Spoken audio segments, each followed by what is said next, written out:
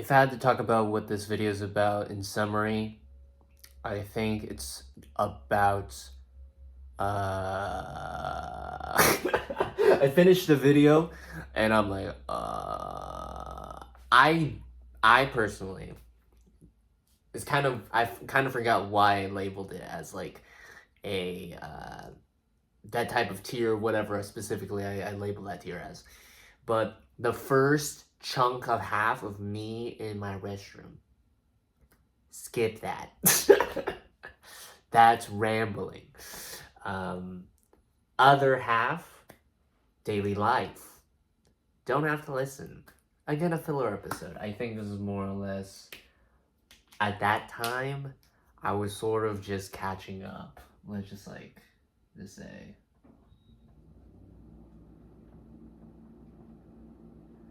Just catching up. Catching up on life, on after after after burnout? Question mark? I don't know. It's a come up.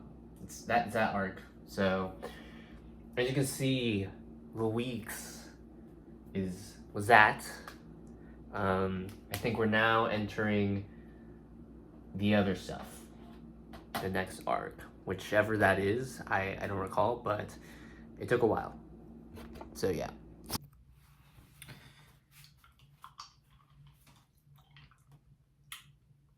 I just want to explain something, just really quick, is that I feel like I'm now up to date. If not, I am up to date with my sight and sound, which is good. I think more or less, the things that have gotten me through it all, through the health, I have a cough drop in my mouth.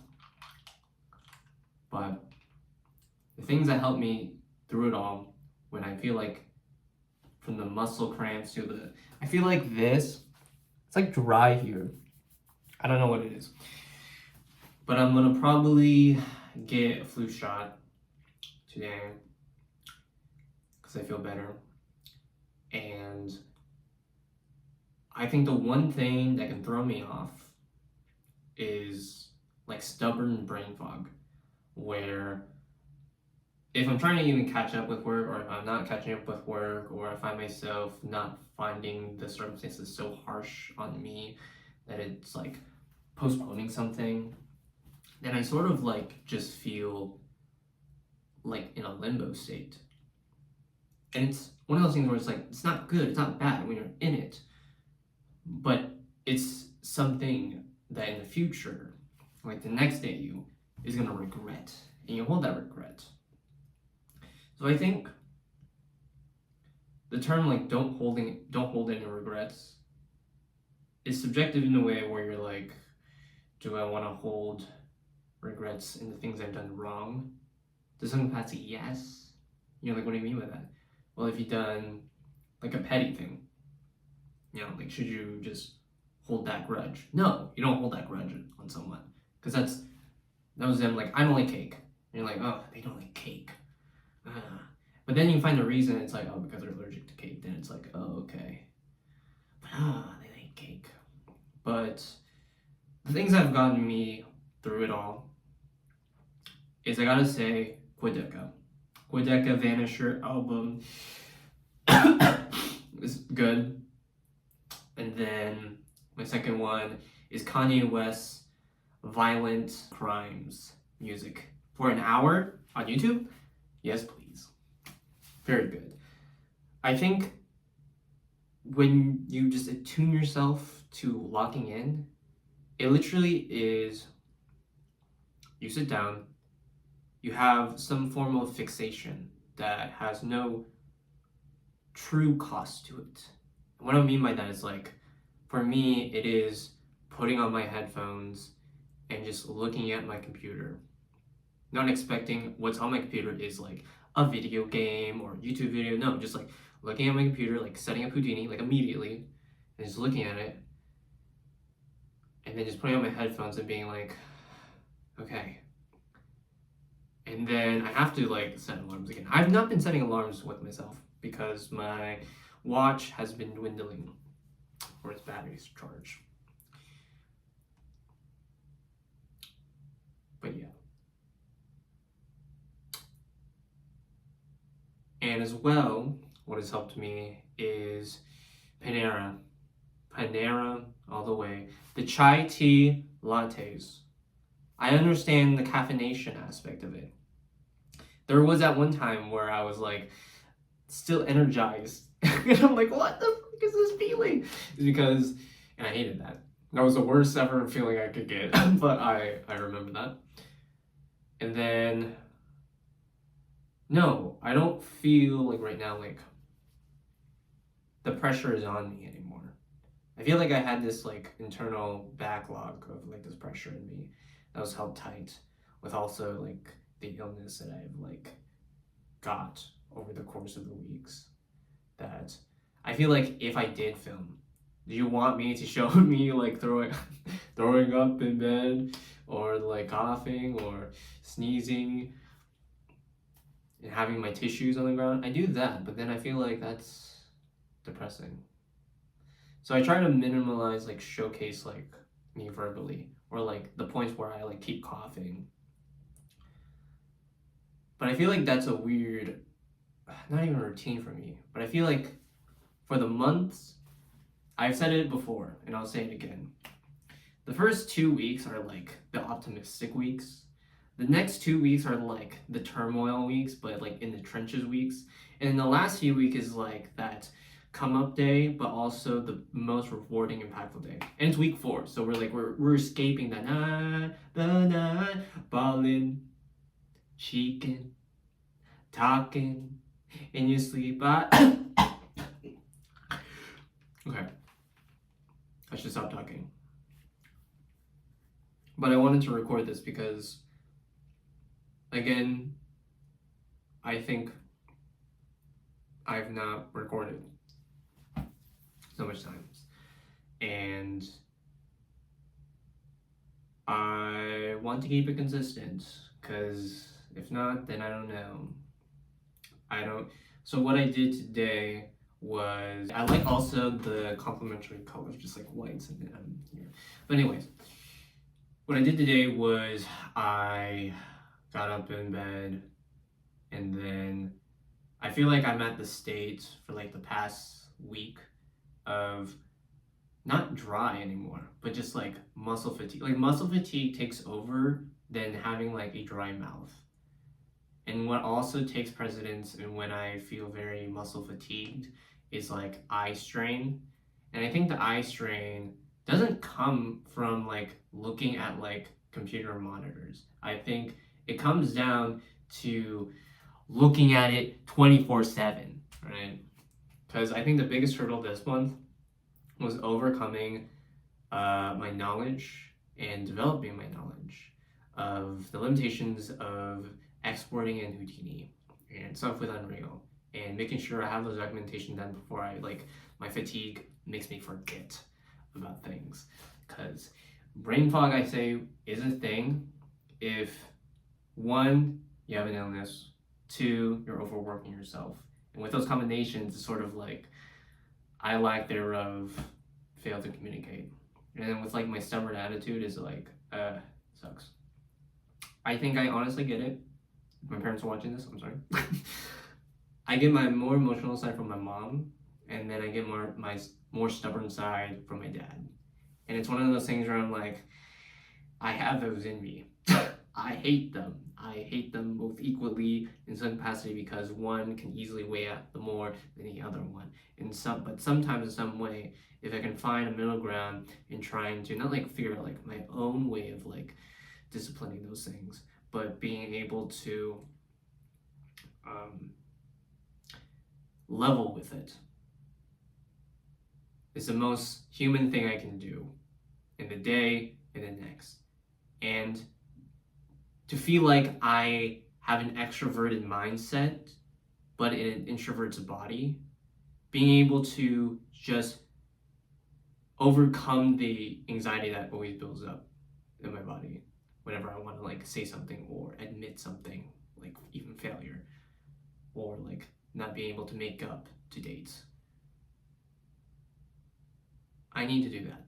So I'm saying that in this video because I feel like I keep that to myself, and I just want to be like, I don't want this. Take it away, video. Hold the essence in the video. But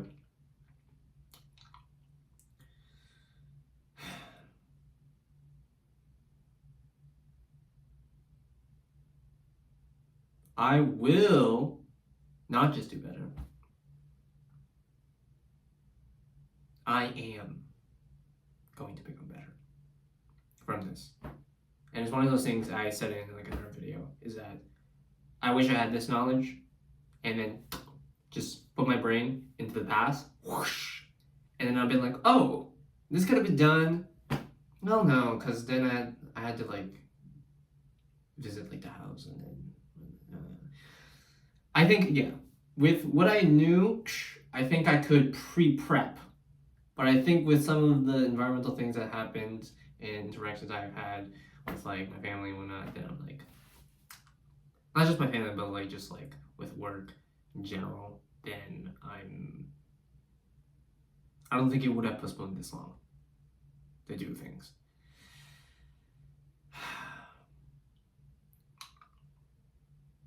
Okay, I'm gonna get something to eat.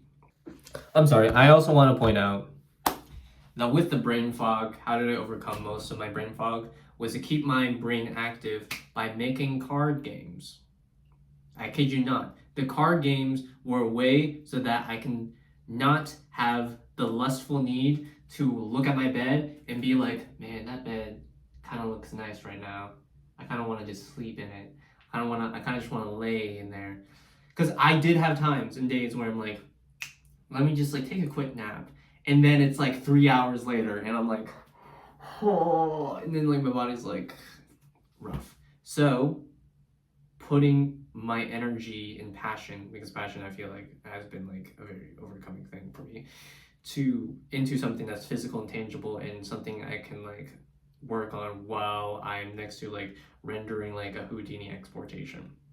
To keep my mind occupied is very valuable to when I had to do something that was not like so assignment related, because I feel like when you're doing something like that, right, you're waiting for like a Houdini export, and it's like, man, I have time to kill, maybe I want to do another assignment. I feel like for me, I can't work on 2 assignments that are so different or needed to be. Like I have a lighting assignment, right, and it's an Unreal Engine, but my main computer is still focused on Houdini. Like even if I use it off to the side, Unreal could crash, Houdini could crash while I'm working on it, so on and so forth. My independent study is also Houdini, also Unreal. It's crash. VFX, Houdini, Unreal, crash. And then I would probably just do like my communication assignment, which I do that always like very early on, so I don't have to usually do that. But then I also have my portfolio, Houdini. So I love how a lot of my classes are the Houdini in Unreal, which I'm very fortunate enough like having that layout. But at the same time, if one of them crashes, then the rest of my classes fall. And I need to be upfront for that. But again, arc raiders, kind of cool. That's why I made like a idea board game, which I'm not really gonna make a board game. Maybe I will, maybe I won't. But I made a card game, and it was, I'll bring it. Card game, and it's in this box. Gotcha on the go. I love it so much. There's a lot of, the more that I really appreciate like physical media in this type of way, where it's like game design oriented. So that's why I have a lot of like art books or game design books, just to be like, hey, I like to know the process behind something. How is that shown out? And just for this to exist and be something that came out of me from being sick is, I would say, the most rewarding prize in my life. So I think overall I would rate this an S tier, but I wouldn't rate my days to be an S tiers. I think I've not rated them like verbally, but I would say that I have gone through a lot of TE days this week. It's tough. but yeah, really cool. I've made a lot of cards. I made a lot of like female OCs, and I've made a lot of event cards, made a lot of strategy cards, and I've learned a lot of like other different forms of card games and how that's been going on. A lot of the games I had to like research about this was a lot from like uh overseas, so like Japanese like card games or Korean card games or Chinese card games, if there was any. The one thing I'm thinking about is like Vanguard. Vanguard has a very interesting system in how they lay out like the values and stuff. That's why I'm focused on that. But I think as of now, what this game can become is I just need to like write down the words and like refine things, and then it's good to go. Like this is like the card game. Like there's like nothing to it. Like I figured out I just have to like implement more of like the personal items that each of my OCs have, because I haven't done that, and that will like add more to like the pile. But I overall love the exploration of me trying to understand, like, honestly, like gacha from like a lot of the research that I've did is not like a like a true game. Like you shouldn't label it as like TCG gacha. Like no, it should be like TCG dating sim, right? You don't say gacha, but I think the element of gacha now in this game particularly, I think is very interesting, because you have a shared common deck and you can pull it anytime during your turn specifically. You can't pull it when it's like not your turn. So you have like a sharing pool. And notably, like with the gacha mechanic, the cards don't have to be like females. They can be males. They can be anything that you have. You can write down the values that you want if you want, and then just go based off like the event cards that I made, or make your own to like decide whether or not like, oh, this happens. Like, oh my gosh, the tournament arc happens. Now how many cards are left? Like have to like battle it out. Whatever. Or it's like the one for all arc, where it's like you have to pick like the one card that will face against the other card for the rest of the turn. And you're like, damn, that's very interesting.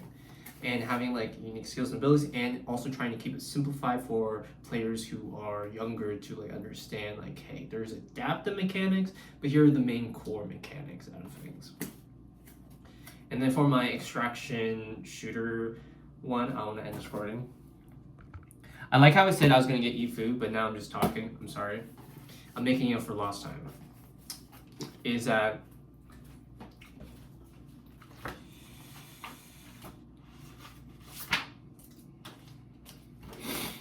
so this is my card. This is my board game, and essentially it's like Catan, like Settlers of Catan, and then you can just like move things. Essentially in Arc Raiders, the one thing that caught my eye was like they aren't doing like a first-person shooter. It's everything third person. And everything's very retro and sci-fi. And then in my mind, I was thinking of the one robot in Fallout, right?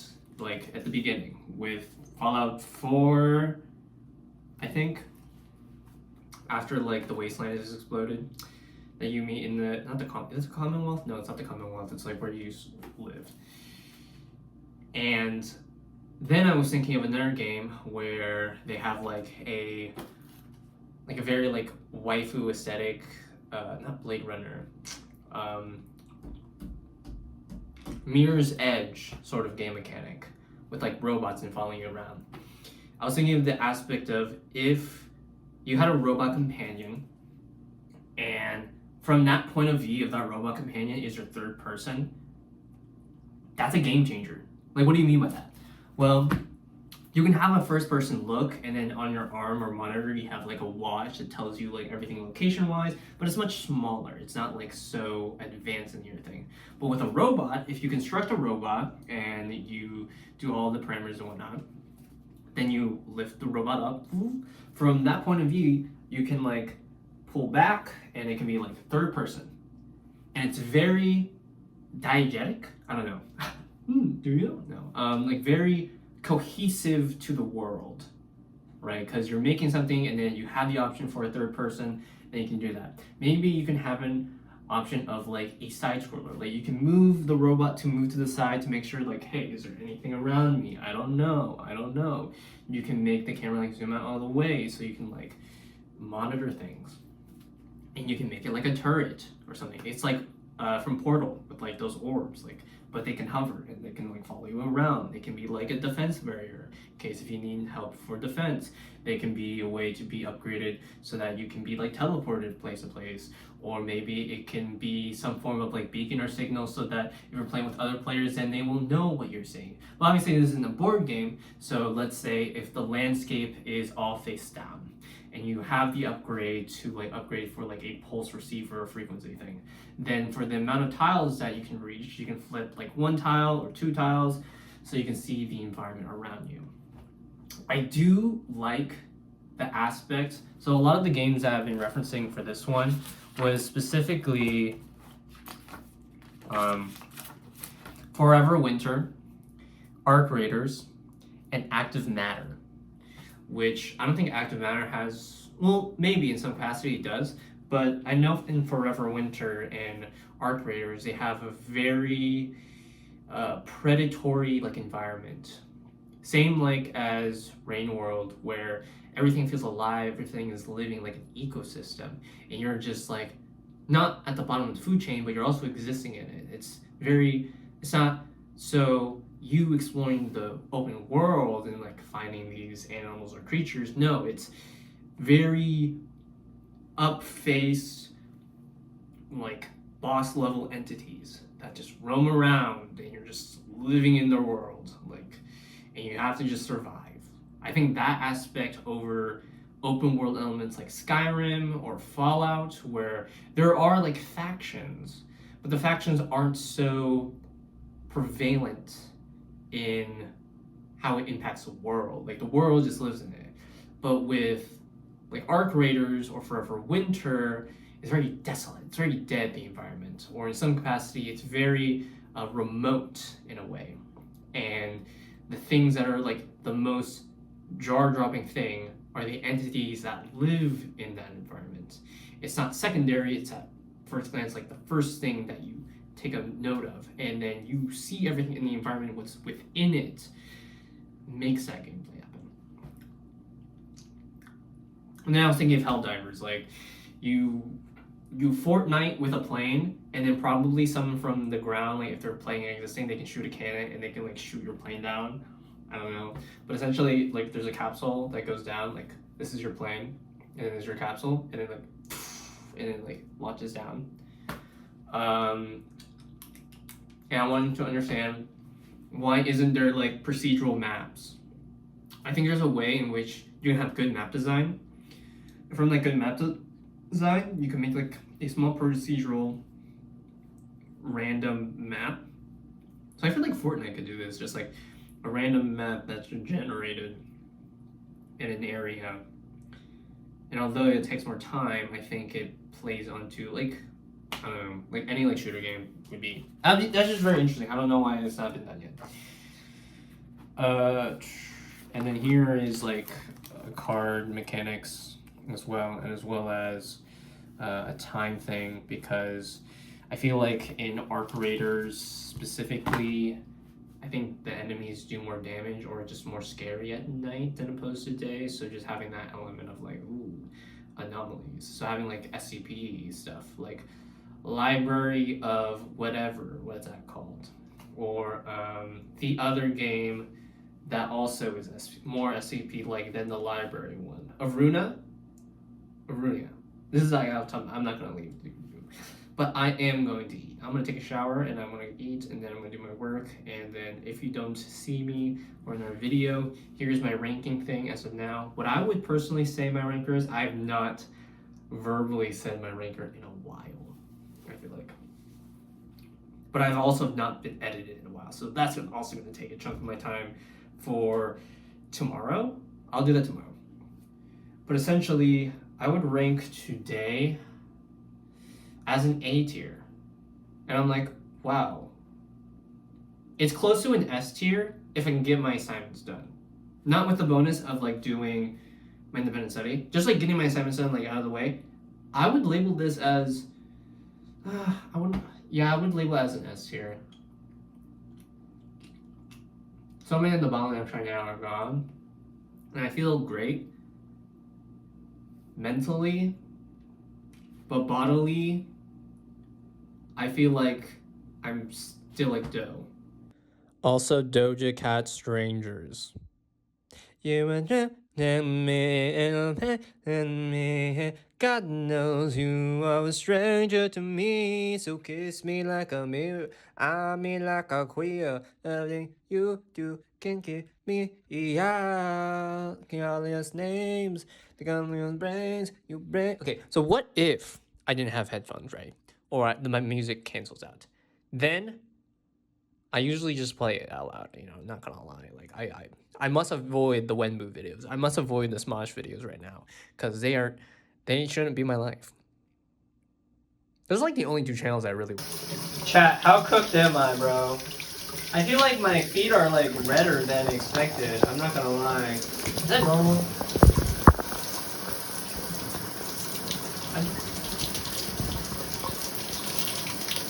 Okay, I'm in cold water. Okay, that's it.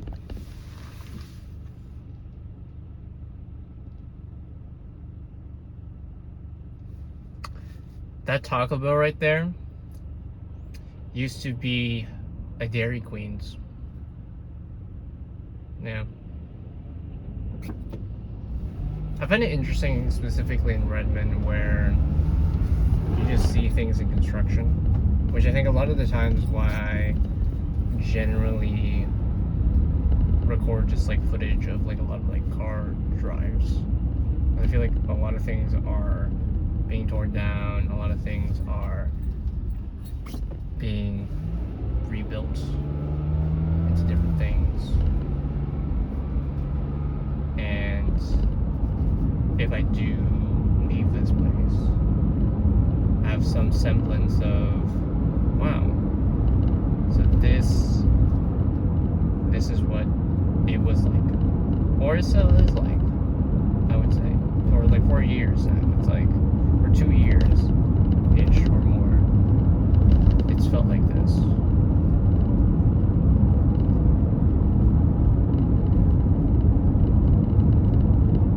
And I think secondarily, more often than not, I feel I'm more grateful to go outside, to do something, like eat, or walk, than to coop myself sometimes just like with work. And I feel like I need to invest in like a treadmill or like some like walking thing while I'm doing my work, I don't know. And then that treadmill can turn into like a chair, or it turns into like an aerobic ball, like to keep moving. Like I need like my lower half to, I need my like lower half to like move in order to do something. So if I don't, then I'm gonna be like, that's tough on me to do things, which I can do things or not. Is it turning red? Okay, so the one time I dropped my phone and I was like, oh my gosh, I can't get it. This was the construction, which is still going on, which is kind of interesting because it was like that. But yeah.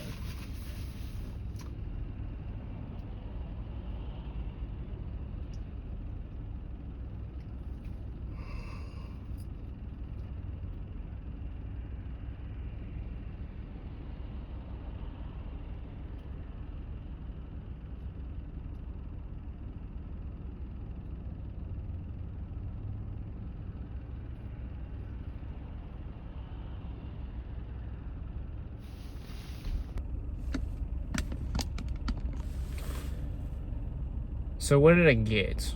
Well, my secondary caffeine is this. By far, quenches my thirst. So good. Ice cream, so good. Then I got a Pokeball. And then I was trying to find the I think it was Safeway.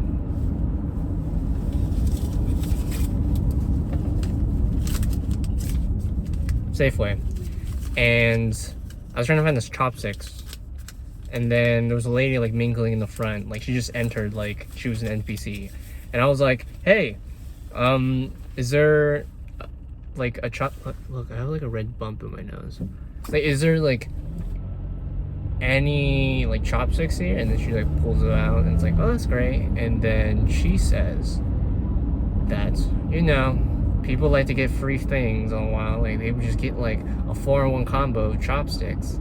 And I'm like, okay, I just wanted chopsticks even if I'm not going to use the chopsticks because I have a Pokeball.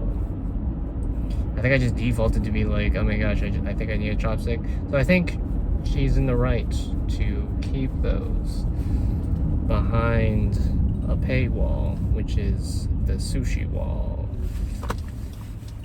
Like I like a refreshing food. I think I can also buy from the bakery over. There's a bakery near over here, and I got it one time, and there was really cool food. I don't even know if I recorded it. I feel like I did, but I never got the footage of it. Cause I got like a choco buns. Choco buns are amazing, like divine. Like how can you keep like a breading on the outside and then have like a chocolate bar in the inside with a slight hint of like coverage? Like who does that? How can I make those? And how do you have also air in them? You know? That's awesome.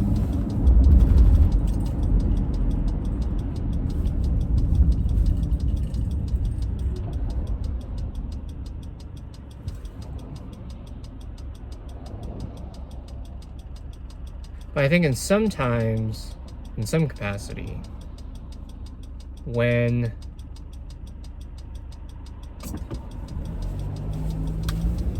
you do something for a living, I think there's no escape of doubt in your mind to doubt something. Because I think the one outcome you can't always predict are two things. One, other living things. And two, the environment around you. Whether these two things influence you to do something or not, it is how you adapt to those things that make you more the wiser or generic, or feel like that the thing that you're going for feels stale. You need something new. You need to revamp yourself. I watched like a person that in Facebook who, yeah, sure, I'm on Facebook now, wow, is on Facebook where they interview millionaires. And it was the one where it's like, who's the richest one of you? And then it points at you. And it's like, what is the one thing that you wish to tell like young entrepreneurs or young people in this day and age to like focus on? And it's like, not being a billionaire. And it's like, what? Like, what do you mean? It's like, it's that weird chase. It's that weird vibe of like, I don't feel content even if I reach billions. Like the quantity of like the amount of $1 billion that you get from something more or less amounts to like the people that you are feeding back for, or like trying to like employ, or just like the cost of creating the said thing that really seems to be like the overflowing thing. It's like not like a gacha game, it's like a cookie clicker game. I think Cookie Clicker sums it up well, where you are the one who puts in the first few 5 years of your life to put in the work of making sure to like gain the reputation, like keep the colleagues that you need in order to like achieve longevity and like achievements, and also building them up at the same time, having not that transaction being like one face-sided. But then you have the opportunities of just like, hey, after that it's all automated. What do you do now? Like, do you keep managing it or keep continuing because now you have this all new information about something and you wish you had it beforehand and then you keep going. It's tiring to be a creative that way. I think being a creative in general is an endeavor and it is an entrepreneur of itself. But that's just me. I might, realizing what time it is, I might get my flu shot tomorrow. That'd be the best thing. But yeah. There you go.